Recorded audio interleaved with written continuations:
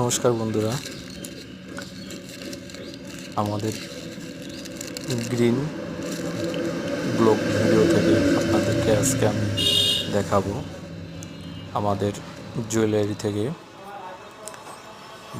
22 carat ওজনের যে কোনো জিনিস, 22 ক্যারেটের ছেলে ও মেয়েদের জন্য সিম্পল ডিজাইনের আংটি এবং কানপাশা এই যে আপনাদেরকে দেখাচ্ছি। এটা হচ্ছে সিম্পল ডিজাইনের কানপাশা।